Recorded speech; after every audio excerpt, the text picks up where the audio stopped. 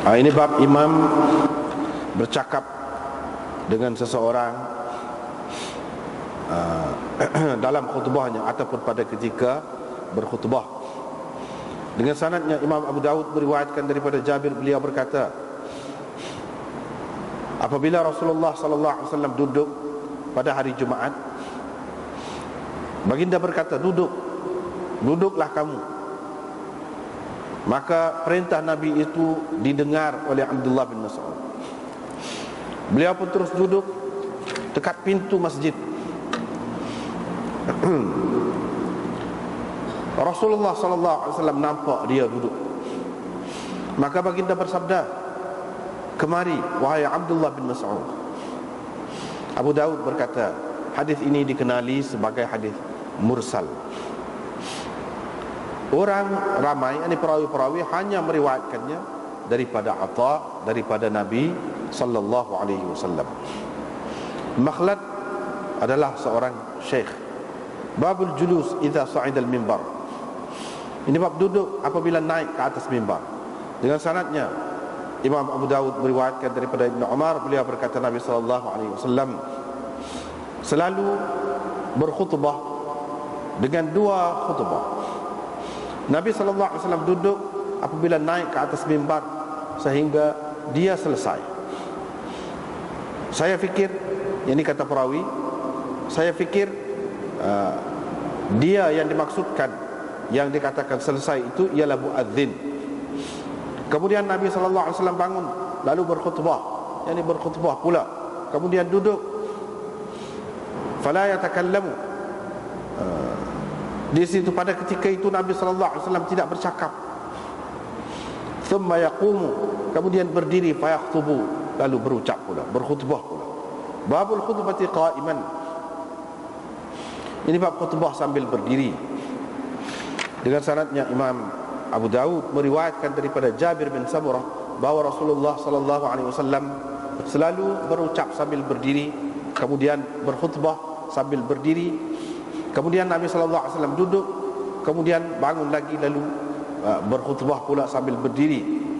Sesiapa menceritakan kepadamu bahawa Nabi sallallahu alaihi wasallam berkhutbah sambil duduk, sesungguhnya dia berdusta.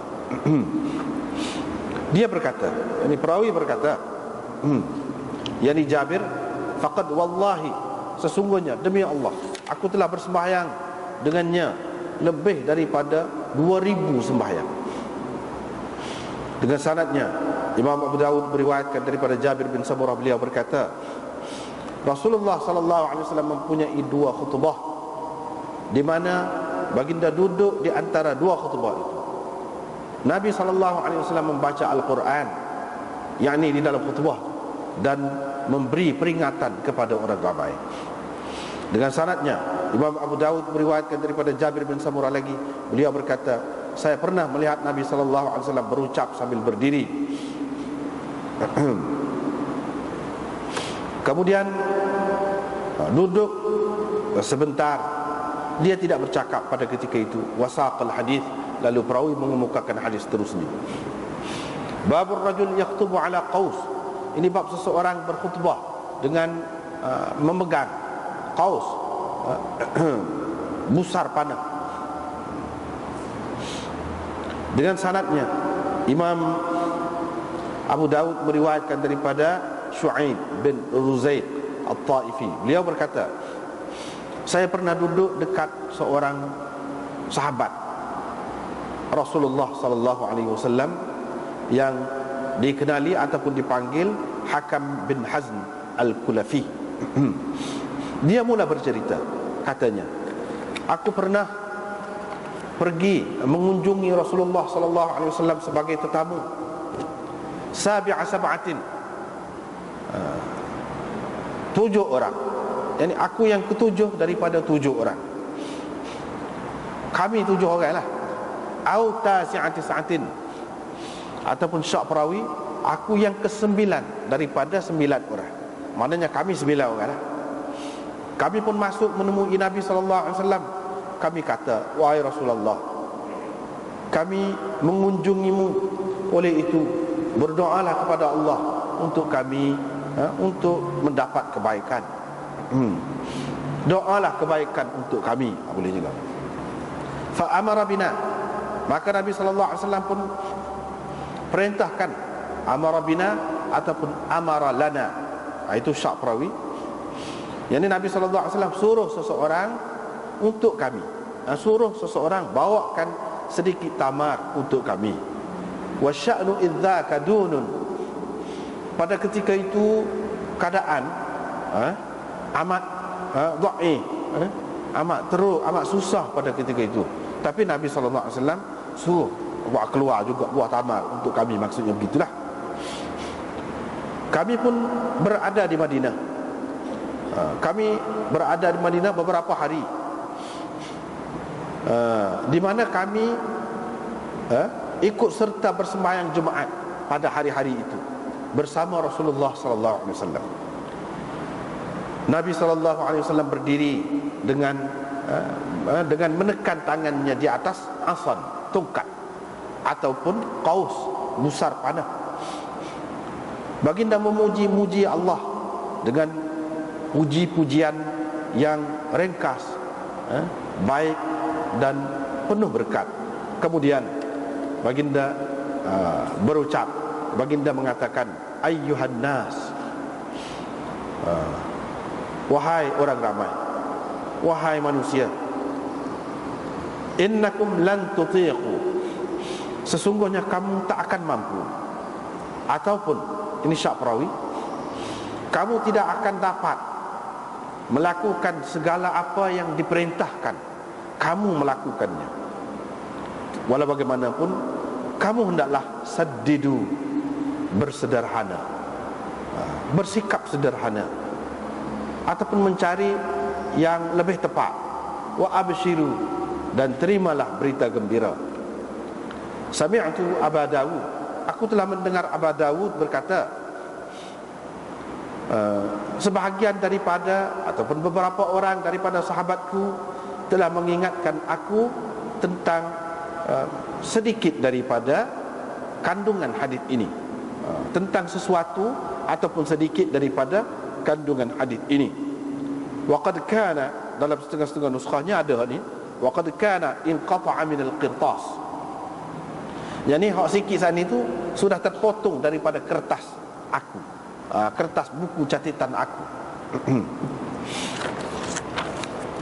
Dengan sanadnya Imam Abu Daud meriwayatkan daripada Ibnu Mas'ud bahawa Rasulullah sallallahu alaihi wasallam apabila bertasyahud, yakni berkhutbah, baginda akan menyebutkan, baginda akan mengucapkan begini, alhamdulillahi nasta'inu wa nastaghfiruh wa na'udzu billahi min syururi anfusina, dan seterusnya.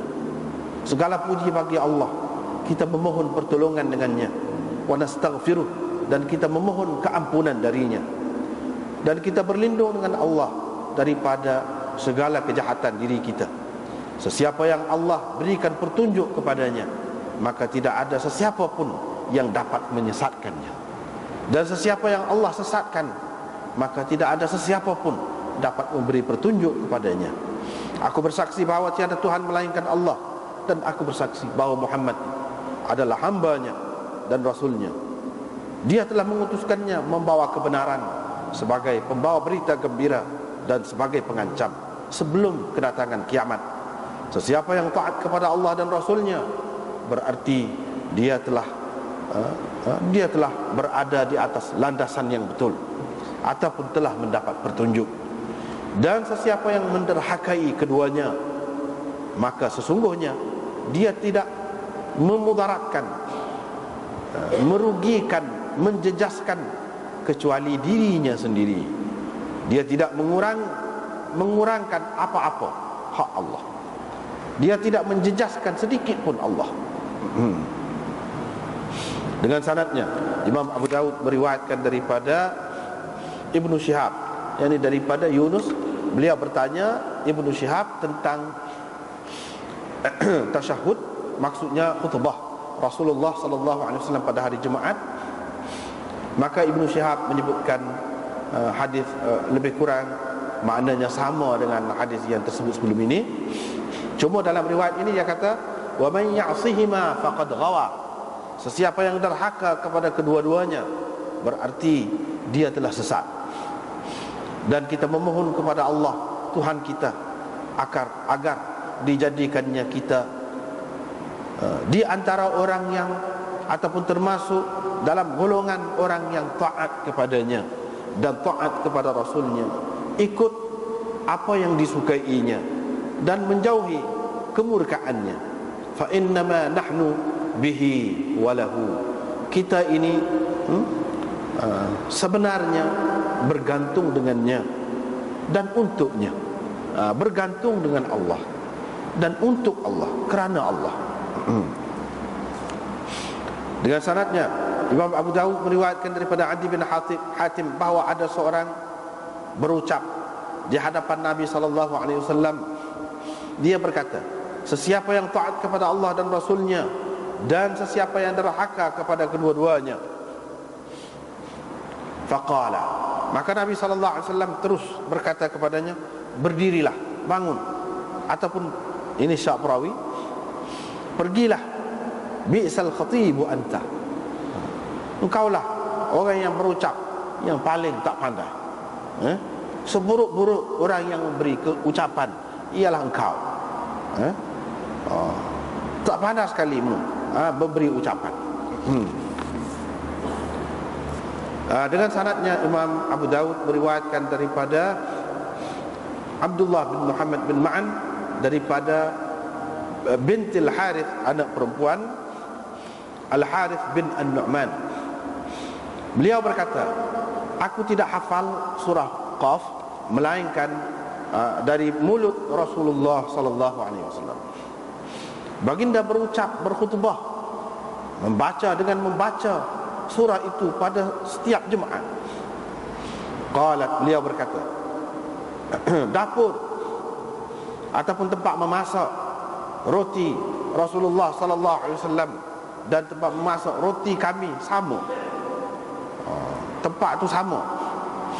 Abu Dawud berkata, Rauh bin Ubadah meriwayatkan daripada Syu'bah, beliau berkata, binti Harithah bin An-Nu'man, bukan Harith, tidak, tapi Harithah binti Nu'man. Ibnu Ishaq berkata, Ummu Hisham binti Harithah bin An-Nu'man. Dengan sanadnya Imam Abu Dawud meriwayatkan daripada Jabir bin Samurah, beliau berkata, sembahyang Rasulullah sallallahu alaihi wasallam sederhana, selalunya sederhana. Khutbahnya juga sederhana. Nabi sallallahu alaihi wasallam membaca beberapa ayat Al-Quran dan baginda memberi peringatan kepada orang ramai. Dengan sanadnya Imam Abu Dawud meriwayatkan daripada Amrah, daripada adik-beradik perempuannya, saudara perempuannya, beliau berkata, aku tidak mengambil ataupun ingat Qaf melainkan daripada mulut Rasulullah sallallahu alaihi wasallam. Nabi sallallahu alaihi wasallam selalu membacanya pada tiap-tiap Jumaat. Abu Dawud berkata, demikianlah hadis ini diriwayatkan oleh Yahya bin Ayyub dan Ibnu Abi Rijal daripada Yahya bin Sa'id, daripada Amrah, daripada Ummi Hisham binti Harithah bin An-Nu'man.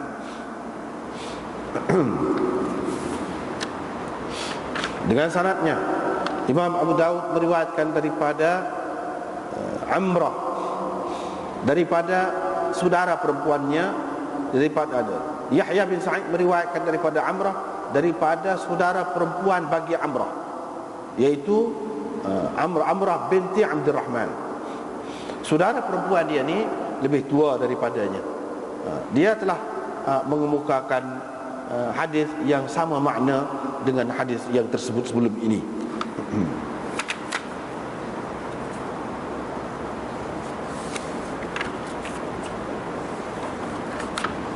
Ini bab mengangkat kedua tangan di atas mimbar.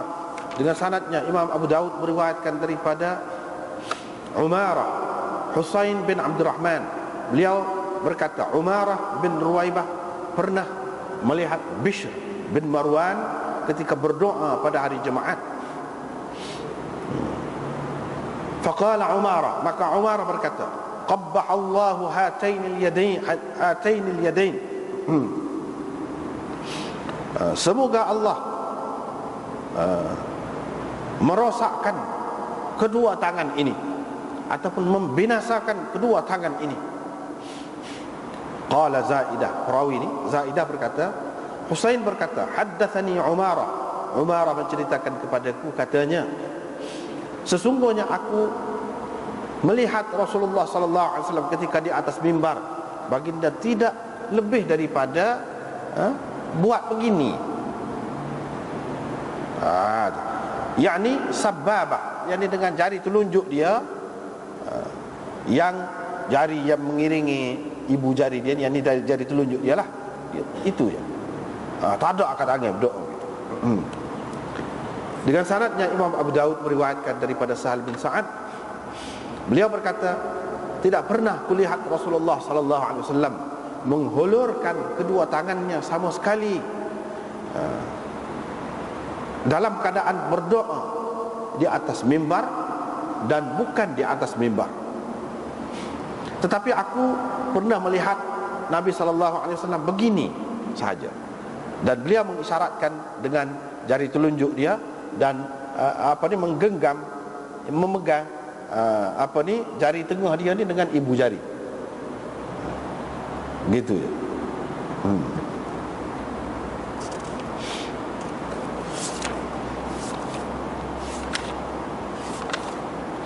Babul imam yukarrimur rajul fi khutbati. Jadi pada ketika duduk khutbah ataupun duduk di atas mimbar itu, bolehkah imam bercakap ataupun khatib itu bercakap dengan seseorang, sesuatu yang di luar daripada khutbah itu? Itu hendak sini. Imam Abu Daud bagi riwayat daripada Jabir, dia kata, apabila Nabi SAW duduk di atas mimbar pada hari Jumaat, pernahlah maknanya, apabila Nabi SAW duduk di atas mimbar pada hari Jumaat dan Nabi SAW nampak ada orang berdiri, qala, Nabi SAW pun kata, ijlisu, kamu semua duduk. Ibnu Mas'ud pada ketika itu sedang mari, dia sampai dekat pintu, dia pun dengar Nabi SAW kata, ijlisu, kamu duduk. Terus dia duduk dekat pintu masjid. Nabi SAW pun nampak dia. Nabi SAW pun kata, mari, hai Ibnu Mas'ud, mari sini.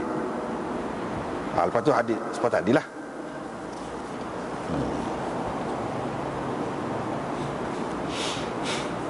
Seperti tadilah. Jadi boleh ke tidak? Boleh ke tidak?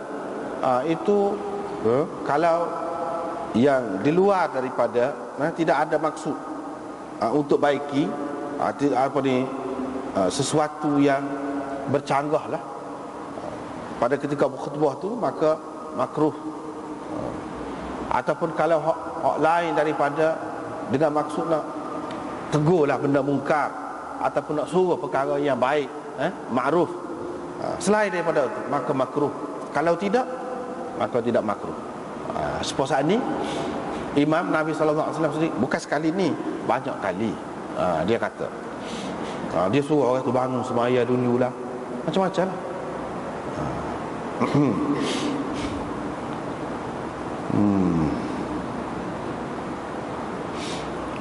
Maknanya tak apalah kalau dengan maksud amar bil ma'ruf ataupun nahi anil munkar. Sebab itu termasuk di dalam maksud khutbah dah. Sebab itu tak apa. Tapi kalau hak tidak lagu tu, itu makruh. Makruh.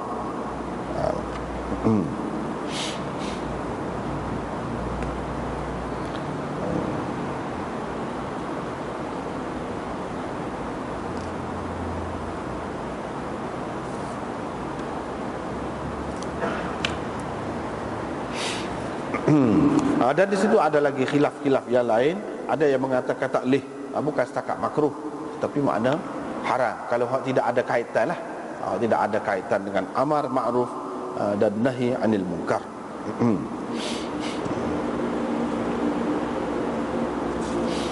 Kemudian di sini kita tengok Nabi SAW bila dia istawa, duduk, dia duduk, mana dia naik atas mimbar tu, ni cerita semua, ni cerita khutbah belakang ni. Dia duduk dulu di atas mimbar. Jadi duduk ni adakah termasuk dalam sunnah Nabi SAW dengan arti ada kelebihannya buat gini ataupun tidak? Mana kalau naik terus selalu pun boleh juga. Itu pun ada khilaf. Walau bagaimanapun kebanyakan ulama pakai zahir hadis ini, iaitu duduk dulu. Itu satu perkara. Perkara yang kedua, dalam hadis ini tidak ada sebut bui salam. Bila Nabi SAW naik, dia duduk. Dia tidak kata Assalamualaikum dululah kepada orang ramai ni, lepas tu baru duduk. Tak. Ini pun ada khilaf juga. Mengikut Imam Abu Hanifah dan Imam Malik, tidak bui salam. Tidak bui salam sebab dia pegang dengan ni lah, tak ada sebut bui salam ke apa. Tetapi Imam Syafi'i dan Imam Ahmad mengatakan sunat bui salam. Bui salam itu sunat berdasarkan hadis-hadis yang lain lah. Jadi masing-masing pegang hadis lah. Orang yang kata tak ada tu, dia pegang dengan hadis. Lepas pada tu, apa yang Nabi SAW tiba-tiba suruh orang duduk ni, apa? Suruh duduk ni kira-kiranya ijlisu, ramai lah tu. Kalau dengar pula, dengar tu semua lah kira. Walaupun dia tidak kata kullukum pun, tapi ijlisu tu sudah jamak dah. Sebab itulah Ibnu Mas'ud faham, suruh duduk belakang, dia duduk. Bapa ya Nabi SAW suruh duduk. Jadi macam-macam pendapat ulama. Ada yang mengatakan sebab apabila duduk dia jadi nampak tenang. Sekarang ni Nabi SAW sudah nak kecek dah, nak khutbah dah ni.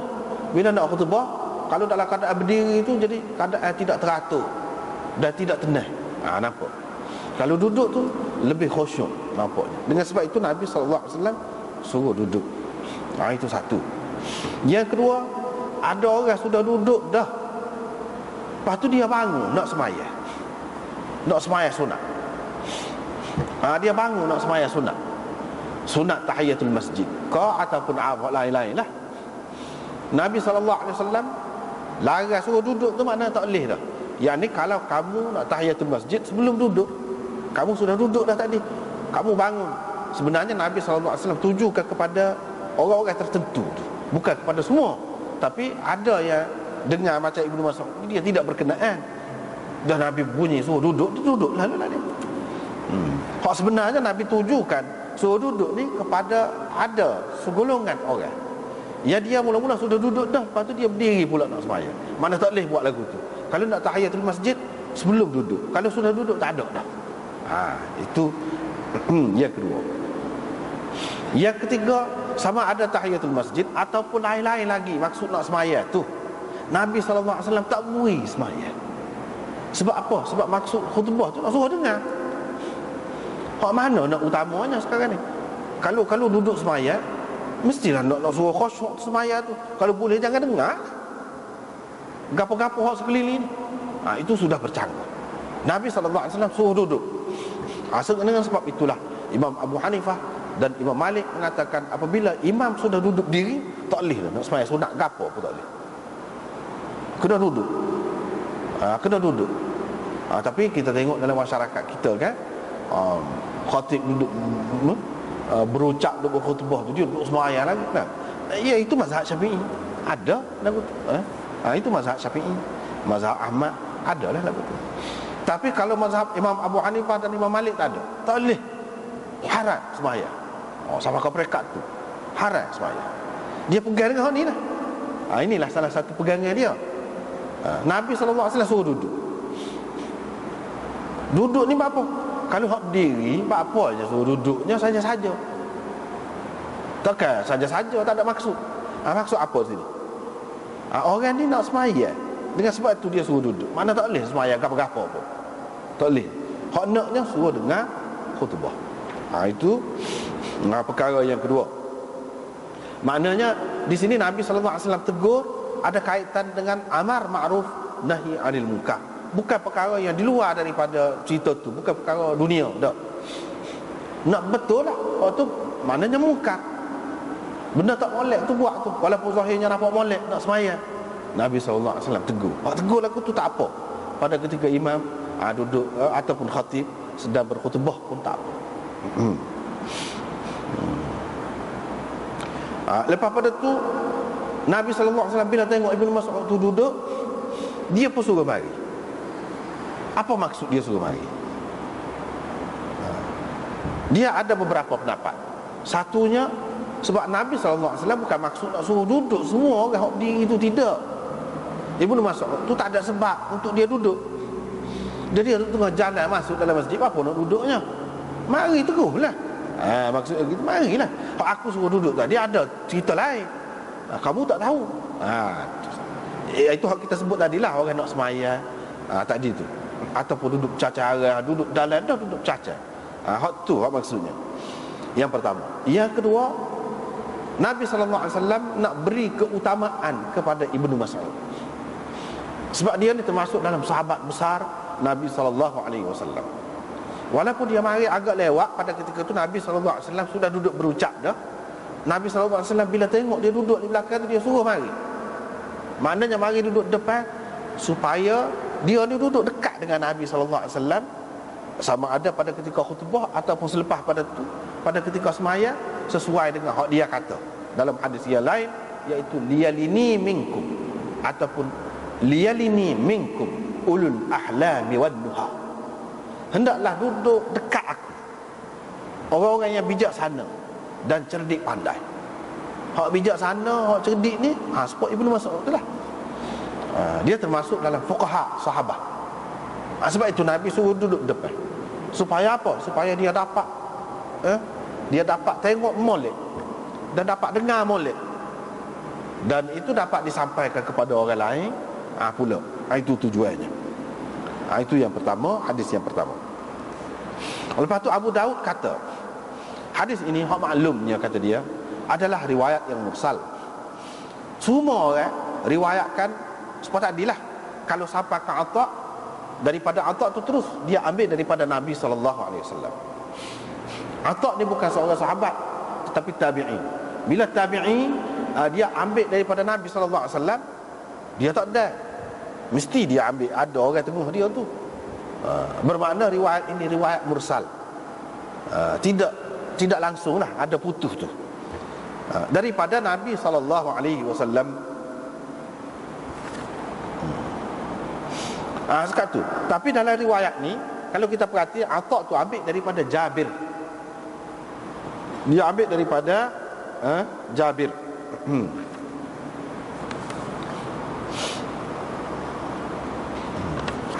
Bila dia ambil daripada Jabir, Abu Daud nak cerita hak tu lah. Dia orang ramai-ramai orang lain, perawi-perawi lain, dia sampai sekat Atha. Lepas pada Atha tu sampai kepada Nabi. Yang ni lompat situ, tak ada sebut hak Jabir ini. Hak ada sebut Jabir ini iaitu riwayat Syekh ni, iaitu Makhlad bin Yazid. Makhlad ini kata dia Syekh, dia ni Syekh. Dia ni Syekh. Apa makna Syekh? Syekh ini kalau dalam istilah hadis, kalau kata Syekh ni maknanya orang alim besar lah. Dia dalam istilah hadis ni, dalam istilah usul hadis ni, Syekh ni tidak semesti makna begitu. Ada kalanya iyalah, ada kalanya tidak. Ada kalanya Syekh ni orang boleh kira lah. Setara tu je. Tidaklah maknanya orang yang tinggi benar, orang yang hebat benar. Sebab Syekh ni, orang tua ni, dia ada dua sudut. Ada sudut lebih, ada sudut kurang. Kalau sudut lebih, orang tua ni dia banyak pengalaman. Kalau ilmu dia banyak, kita kata dia muka dia orang lama, sudut lebih. Tapi ada juga kadang-kadang orang tua ni, bila dia tua kan, dia jadi alah kenyayuk lah, alah kelupa lah. Tu sudut kurang. Jadi kalau kata Syekh ni, kebanyakan kalau dalam hadis ni, maksud dia nak royak orang ni orang bagus juga, tapi tidaklah istimewa benar, tidaklah lebih benar. Dia aja, riwayat dia aja ada sebut maknanya muttasil, marfu, muttasil. Maknanya Atha tu ambil daripada Jabir, Jabir tu cerita ni, Jabir tu sahabat lah, seorang tu je. Lepas tu dia ni Syekh, kata Abu Daud. Maknanya tidak kuat mana. Orang ni berboleh kira, berboleh kira. Artinya kalau kita kata dia ni perawi yang thiqah, bila dia riwayat, bila dia riwayat dengan riwayat orang-orang lain, beza dengan riwayat orang-orang lain yang thiqah, ataupun lebih hafiz daripada dia, maka riwayat itu dia jadi kurang. Dia jadi dhaif lah. Itulah orang panggil riwayat syadz. Syadz dari segi isnad dia tu, sanad dia tu. Hak ni hak sebut an Jabir ni, an Jabir hak tu syadz. Kalau hak daripada sakat Atha tu tak ada gapo, tak apa hak tu.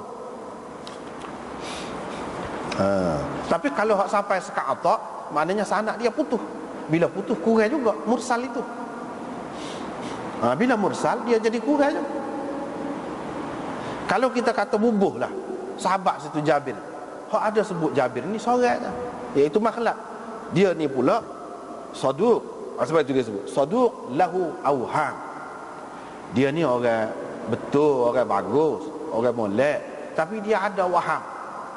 Dia ada waham. Waham ni ada buah celaru lah, buah keliru, buah celaru tu ada. Jadi bila Imam Abu Daud kata Syekh itu, dia isyarat kepada Allah tak molek tu lah. Sebab kalau Syekh ni molek, mana ada waham. Syekh kok ada waham ni tak apa molek lah tu. Tapi tidaklah ada benda besar, benda tak molek tu cuma asal ni lah. Kadang-kadang orang lain riwayat secara mursal, dia riwayat secara marfu, jadi celaru, keliru gitu. Jadi hak Imam Abu Daud ambil tadi, wak mari tu, hak tu riwayat hak sebut Jabir itu adalah berdasarkan riwayat Makhlad bin Yazid. Kalau riwayat orang-orang lain tak ada lagi tu. Orang lain berhenti setakat Atha, lepas tu daripada Atha tu daripada Nabi sallallahu alaihi wasallam.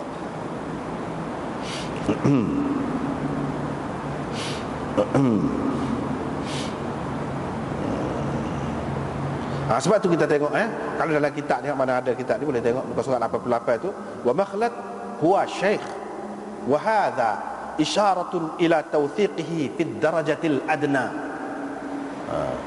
Ini isyarat kepada Imam Abu Daud mentakdilkan dia, mengatakan dia ni baik, tapi di peringkat yang paling rendah.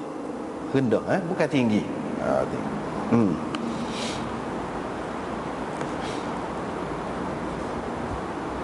Babul julus idza su'ida al-mimbar.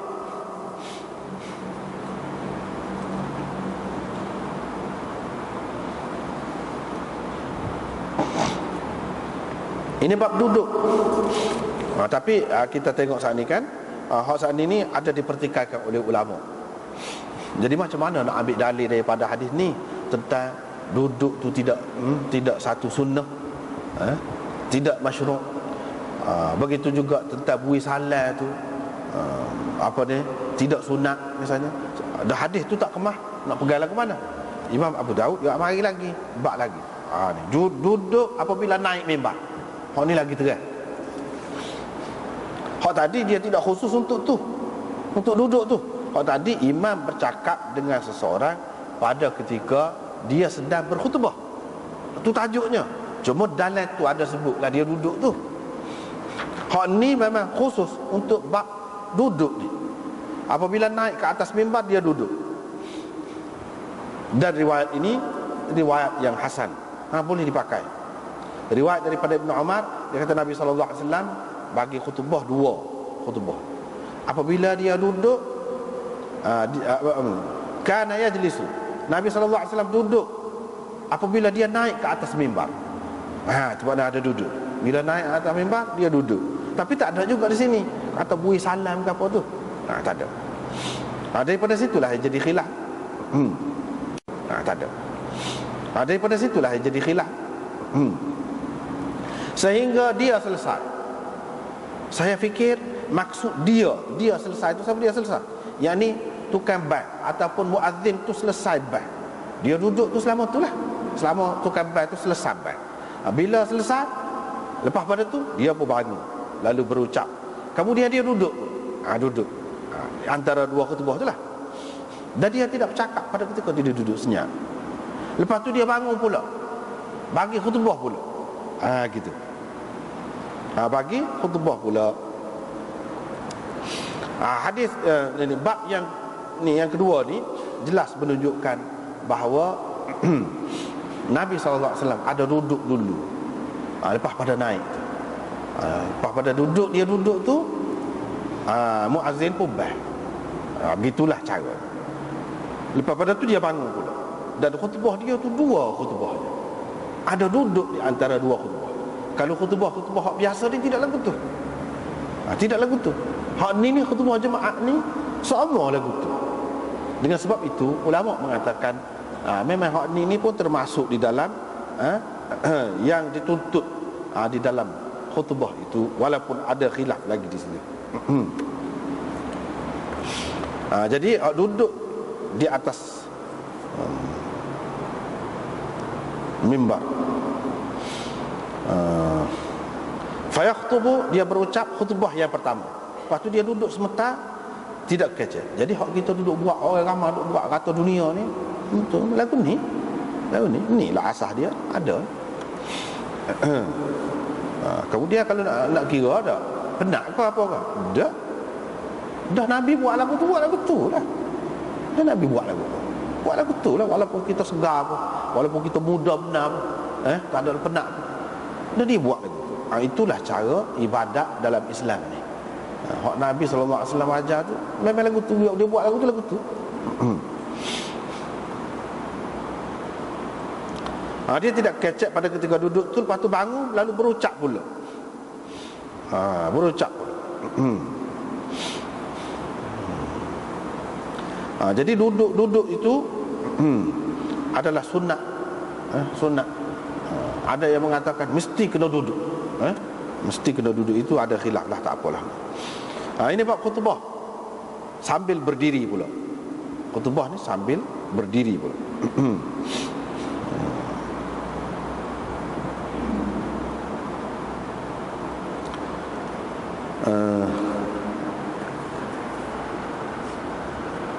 Riwayat daripada Jabir bin Samurah,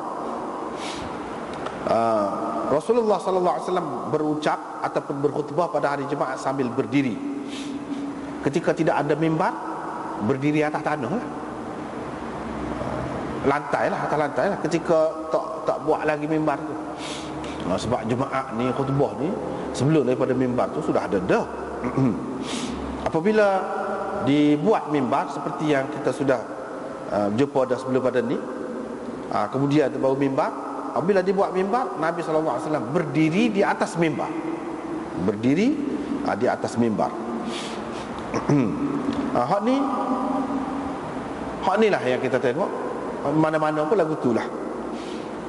Kemudian tentang wajib berdiri ni, berdiri berkhutbah sambil berdiri, khutbah sambil berdiri. Berdiri ni setara mana? Wajib ke tidak wajib? Wajib ke tidak wajib? Sebab kita sebut tadi ada khilaf. Ada yang mengatakan wajib, ada yang mengatakan tidak wajib. Berdiri itu, berdiri pada ketika dua khutbah. Jumhur ulama mengatakan wajib berdiri, kalau boleh lah, untuk orang yang mampu berdiri. Ada dinukilkan daripada Imam Abu Hanifah, begitu juga pendapat Imam Ahmad, iaitu berdiri itu sunnah saja, bukan sebagai wajib.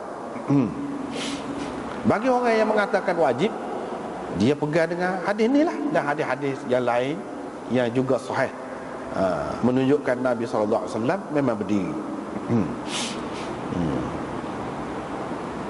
Kemudian orang yang duduk di kalangan sahabat pun ada juga. Sini dalam kitab kita ni dia sebut riwayat daripada Tawus, Rasulullah SAW, Abu Bakar, Umar dan Uthman berucap, berkhutbah lah maksudnya pada hari Jumaat tu, dalam keadaan berdiri. Orang yang mula-mula duduk di atas mimbar ialah Muawiyah. Ibnu Abi Syaibah juga meriwayatkan daripada Sya'bi bahawa Muawiyah berkhutbah sambil duduk setelah dia ni gemuk. Jadi banyak lemak dan banyak daging. Maknanya bila dia tua tu jadi gemuk. Dia duduklah. Memanglah kalau kita perhati dalam riwayat-riwayat banyak begitulah. Tetapi ada juga riwayat yang menyebutkan bahawa Sayyidina Uthman juga ada duduk. Artinya hak kata berdiri ni kepada yang mampulah. Hak tidak mampu dia boleh duduk. Tetapi hak seboleh-bolehnya berdirilah. Berdasarkan riwayat tadi dia kata Muawiyah hak mula-mula.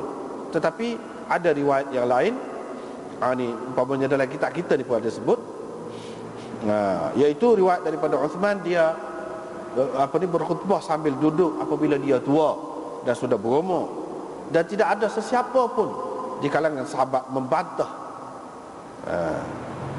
Ini menunjukkan bahawa bukanlah wajib berdiri itu. Kalaulah wajib mesti bantah dah, mesti tegur dah, mesti bunyi dah ke mana-mana. Walau bagaimanapun tetap semua terima hak lebih molek, sunnahnya, hak asalnya kepada yang mampu. Hak ni pun dalam keadaan tidak mampu ni, dalam dia sebut tu sebab tu. Mana bukan semua juga, sama ada Sayyidina Uthman ataupun Sayyidina Muawiyah tu khutbah sambil duduk tu bukan semua. Setelah dia tu uzur. Lepas pada tu dia duduk, kemudian bangun pula. Bangun pula di atas mimbar. Fayakhtubu qa'iman, lalu berkhutbah sambil berdiri. Jadi perawi ni kata, Jabir ni kata, siapa-siapa ada kata wayak kamu Nabi sallallahu alaihi wasallam ni berucap sambil duduk, dia bohong, kata dia. Bohong, pelawak. Memang Nabi tak ada. Tak ada. Tetapi sunnatil khulafa'ir rasyidin ada. Situ kita kena tengok macam baru ni lah. Sayyidina Uthman ada buat, Sayyidina Muawiyah juga ada buat, dan ini memberi kemudahan kepada kita.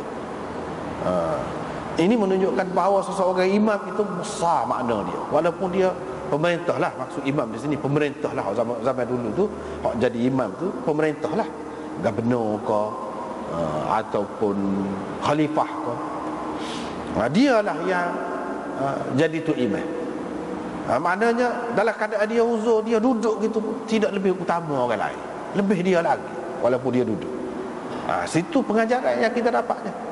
Dan dalam keadaan uzur, kita dapat ilmu lah daripada dua orang sahabat ni besar ni buat ni, iaitu boleh duduk. Boleh duduk. Cuma hak masnun, hak sunnah, hak asalnya ialah berdirilah. Tapi ada keadaan-keadaan tertentu boleh. Jadi ada khilaf lah. Imam Syafi'i termasuk di antara orang yang mengatakan wajib berdiri. Wajib berdiri. Tetapi sebahagian ulama pula mengatakan, jumhur mengatakan tidak wajib. Jadi orang yang kata wajib itu apa? Dia kata, dia pegang dengan hadis Nabi lah, sallu kama ra'aitumuni usalli. Jadi hak ni pun khutbah ni Jumaat ni mengikut setengah-setengah ulama lah, dia kata sebagai ganti kepada 2 rakaat zuhur tu. Zuhur kalau tidak pada masa tu kan sembahyang 4 rakaat. Jadi 2 ni kenapa? Kerana diganti oleh khutbah. Jadi bila khutbah tu makna ganti 2 rakaat sembahyang, makna penting. Segala-galanya kita kena ambil betul-betul serupa dengan hak Nabi buat tu. Hak Nabi buat ni tak pernah dia ni duduk, dia berdiri.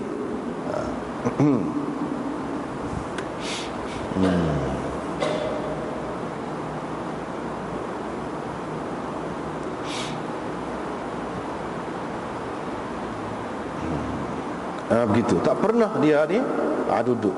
Yang adanya dia berdiri. Jadi kena ambil situlah. Bagi orang yang mengatakan apa nama ni tidak wajib, dia kata hak tu dia buat tu tidak semestinya makna wajib, kata dia. Kalau wajib dalam keadaan lagu mana ada sehingga tak boleh. Kalau tak boleh berdiri, kena orang lain hak boleh lah. Siapa lagu tu tentulah sahabat-sahabat ni tidak buat. Tentulah apabila Sayyidina Uthman buat, kita orang tegur. Ni tak ada. Bila tak ada, maknanya tidaklah sampai ke peringkat wajib begitu, kata mereka.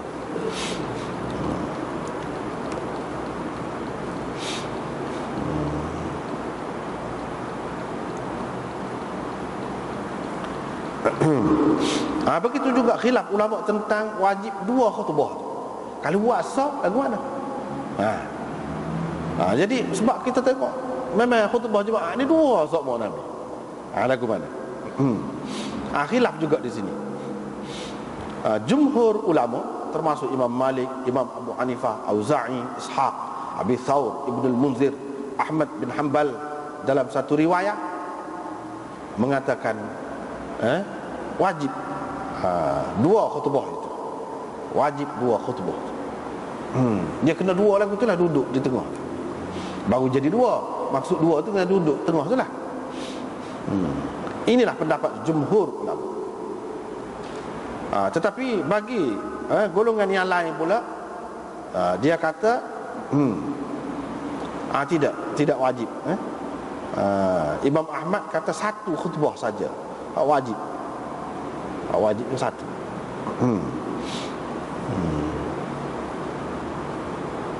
Bagi orang yang mengatakan wajib 2 khutbah tu, dia pegang dengan hak sanilah Nabi sallallahu alaihi wasallam buat.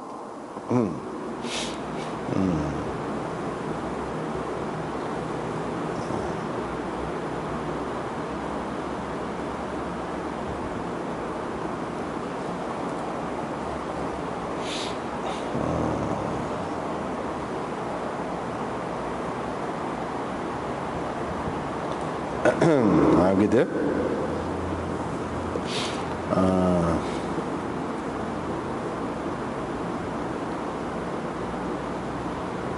Jadi bagi orang yang kata wajib juga, apa dalil dia? Salah satunya ialah firman Allah Subhanahu Wa Taala, fas'au ila zikrillah. Kamu cepat-cepatlah pergi kepada zikrillah. Zikrillah yang dimaksudkan di situ ialah khutbah. Jadi perintah ni dengan amal bermakna wajib lah. Wajib. Menunjukkan wajib, dan ia merupakan syarat bagi sahnya Jumaat itu. Yang kedua, riwayat daripada Umar dan Aisyah, mereka berdua mengatakan sembahyang Jumaat itu kurang tu kerana khutbah tu. Kerana khutbah tu. Lepas tu ada hak kata kurang daripada sembahyang Zuhur tu, ada hak kata tidak, tu ada khilaf pula lah. Tak apalah.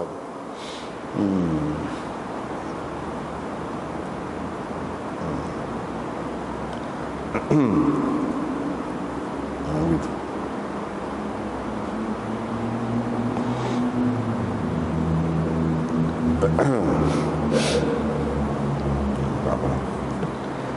Lepas tu dia kata, sesiapa yang cerita kepada engkau bahawa Rasulullah sallallahu alaihi wasallam berkhutbah sambil duduk, berarti dia berdusta.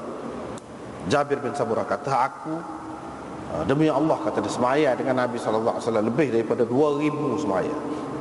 Jadi 2000 semaya ni hak mana semaya jemaah? Kau duk cerita pasal jemaah ni dah. 2000 semaya tu maksudnya semua sekali lah semaya. Macam-macam semaya lah hak dia duduk semayanya, termasuklah Jumaat. Cerita hak Jumaat ni lagu tu lah. Tapi hak maksud 2000 ni bukan khusus dengan Jumaat. Sebab kalau nak kira Jumaat saja, tak sapa. Separuh daripada tu pun tak sapa.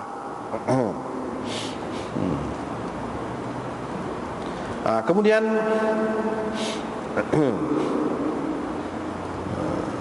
riwayat daripada Jabir bin Samurah lagi, Rasulullah SAW ada 2 khutbah. Yang ni khutbah Jumaat dia tu 2. Dia duduk di antara 2 khutbah tu. Yaqra'ul Quran, baca Quran. Bukan pada ketika duduk tu. Maksudnya dia baca Quran dalam khutbah dan memberi peringatan kepada orang dalam khutbah dia. Hak khutbah tu ketika berdiri itulah. Ketika duduk tu tak ada gapo hak tu.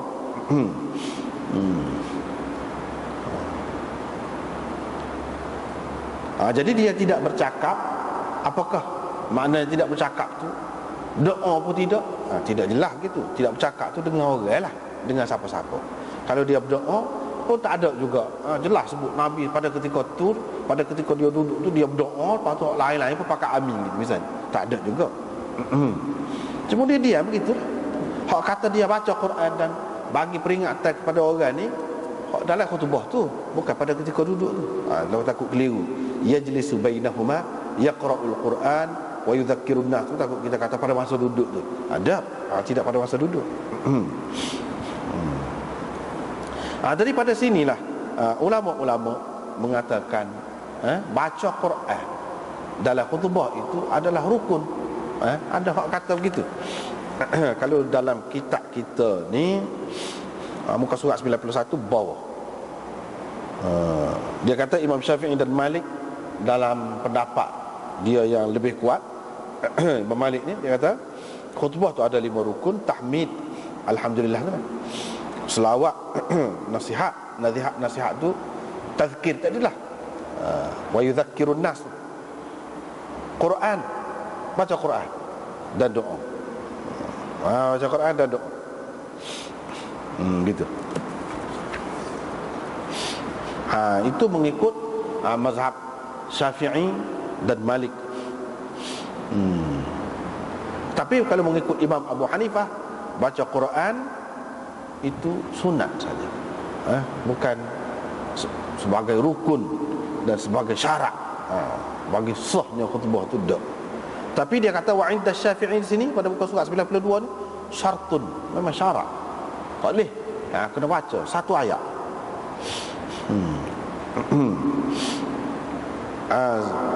Hak dalam mazhab Hanafinya dia tidak gitu, sunat saja.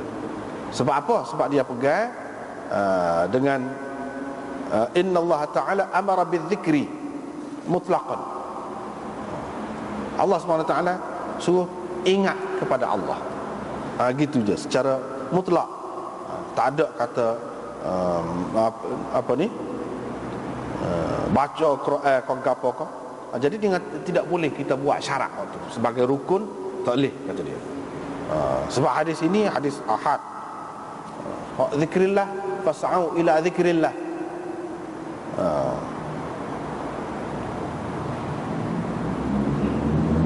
Fas'au ila zikrillah.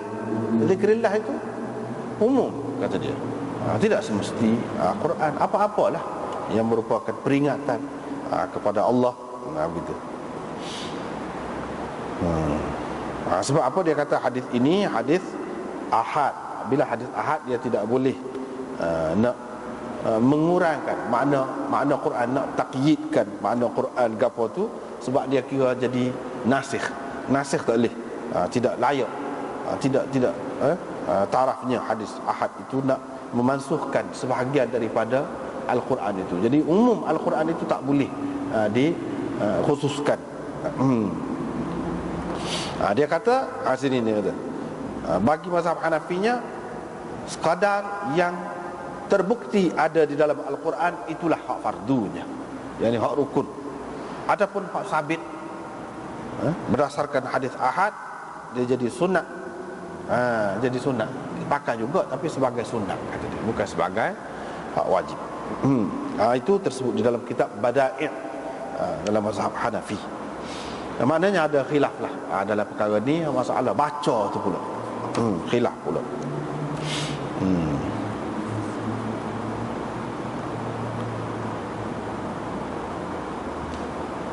Lepas tu asal lagi tu seperti tu jugalah. Seperti tu juga. Babur rajul yakhtub ala qaus. Seseorang tu mana berkhutbah dengan pegang busar panah. Ni lah maknanya kita duduk ambil kan, pegang tokak tu, pegang tokak tu. Sebab dalam hadis ni ada sebut busar panah ataupun tongkat.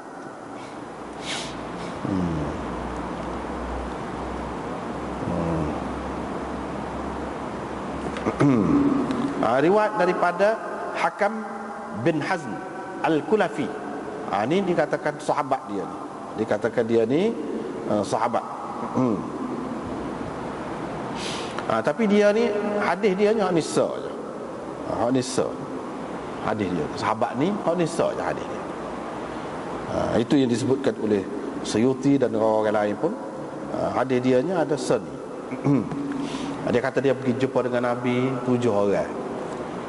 7 orang sekali dengan dia lah, 7 ataupun 9 orang sekali dengan dia.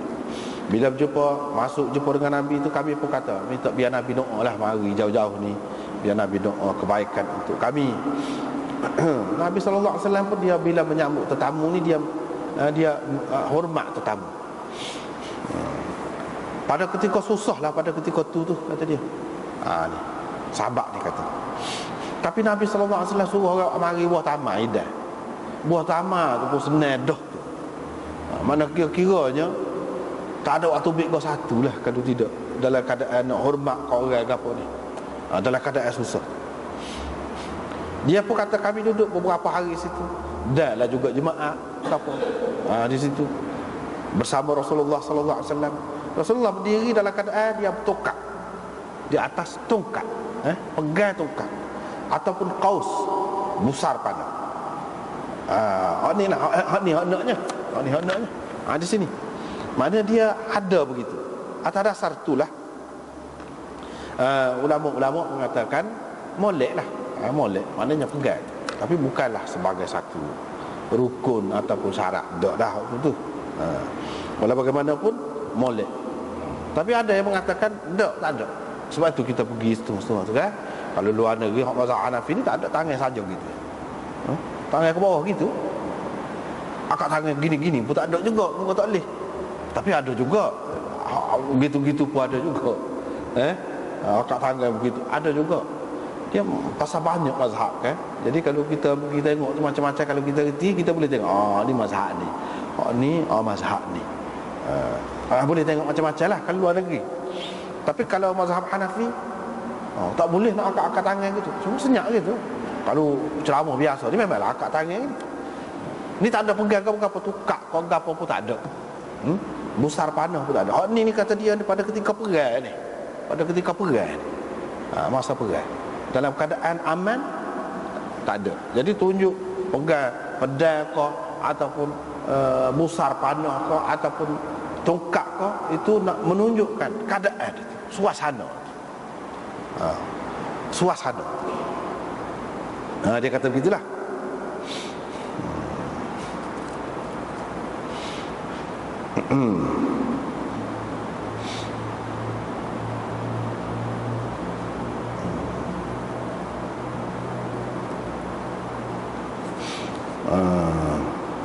Walau bagaimanapun ini perkara khilaf lah.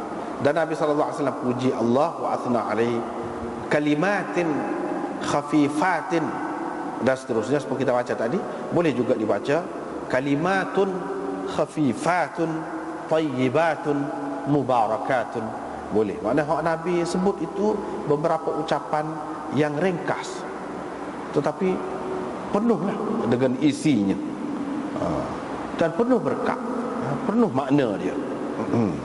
Hanya ni puji-pujian itu. Seperti yang kita tengok selepas itulah hadis, dalam hadis selepas tu kan ada sebut lagu mana Nabi sallallahu alaihi wasallam berkhutbah. Kemudian Nabi sallallahu alaihi wasallam pun kata, ni hak dia dengarlah sendiri. Wahai manusia. Wahai manusia ni maknanya umum lah. Umum. Jadi kita pakai dengan makna asal lah, wahai manusia. Bukan wahai sahabat-sahabat. Kalau kata wahai sahabat-sahabat boleh jadi khusus untuk sahabat saja. Tidak. Semua manusia lah, tak kira bangsa mana, siapa pun. Kalau Islam, lagu ni lah panduannya, iaitu innakum lan tutiqu. Jadi ayuhan nas, selalu sebut ayuhan nas ini juga mengisyaratkan kepada Nabi kita sallallahu alaihi wasallam ni diutuskan untuk semua manusia, seluruh manusia. Sebab itu dia raja sebut ayuhan nas. Dia tidak tujukan kepada bangsa Arab saja ke, ataupun sahabat-sahabat ada zaman dia saja ke. Walaupun hak dia sebut itu tentu sekali sahabat dia saja je pada masa itu. Tapi kira-kiranya seruan dia tu Allah SWT bagi tahu kepada dia lah, kira-kiranya akan sampai kepada manusia semua. Semuanya akan perlu kepada panduan dan bimbingan dia tu. Kemudian dia kata innakum lan tutiqu, kamu tidak akan mampu. Ataupun ini syak perawi ni mana dia antara dua lafaz inilah dia tidak berapa apa nama ni, kemah molek antara dua lafaz ni. Kalau tidak lan tutiqu lan taf'alu. Tu. Kamu tidak akan dapat buat segala apa yang diperintahkan kepada kamu membuatnya. Yang ni hak Tuhan suruh, hak Nabi suruh ni banyak. Hak dia buat banyak. Hak benda molek kamu tak akan dapat buat semua hak yang dia suruh tu. Nabi SAW sebut ni orang nak ayat dia tahulah, dia sedar.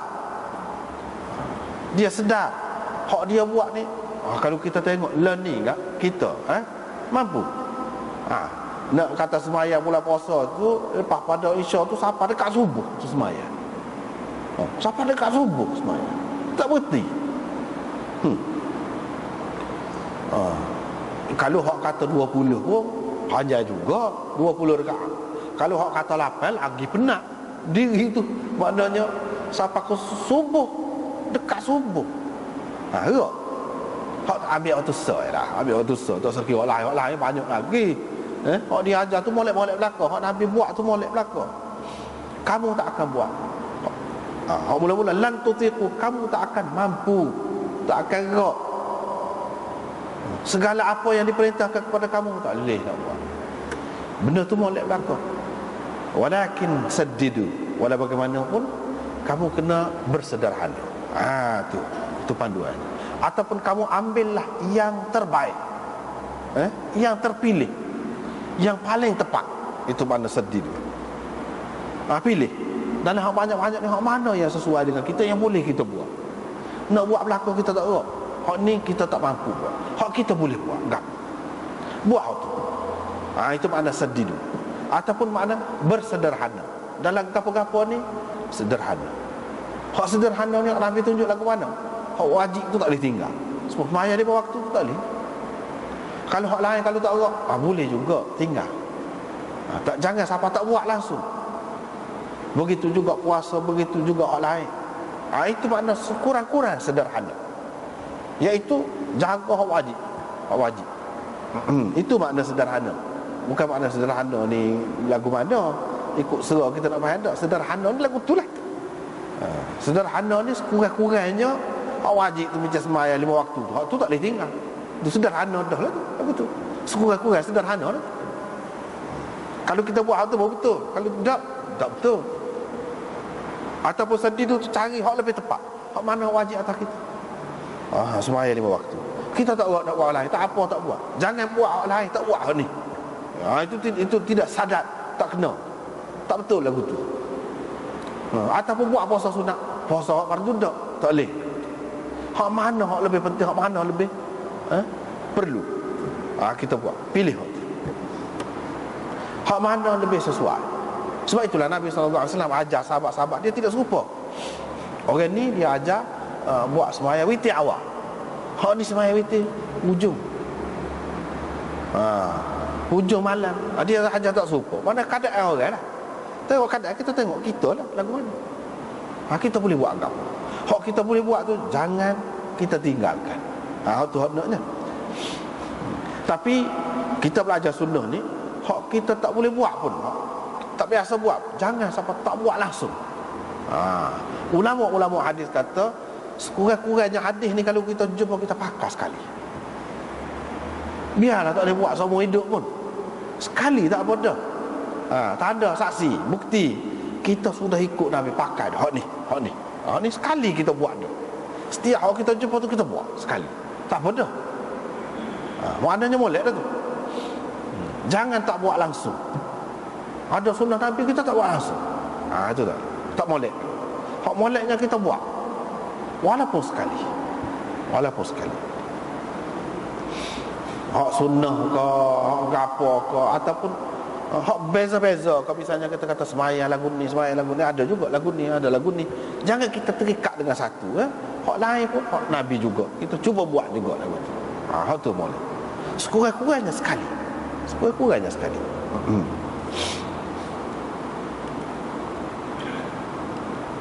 Wa abshiru, dan terimalah berita gembira. Kamu jangan ingat bila kamu buat sikit lagu tu, kurang lagu tu, kamu pilih saja, kamu tak akan dapat kelebihan.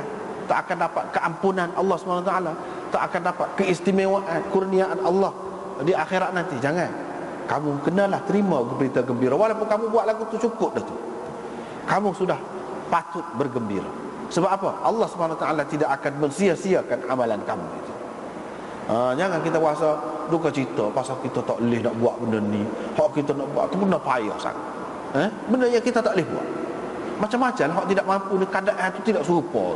Hak ni boleh pergi semacam Mekah. Hak ni tak boleh pergi sekali pun tak boleh pergi. Itu tengok, tidak mampu tu. Jangan kita duka cita hak kita tak boleh buat. Absyiru.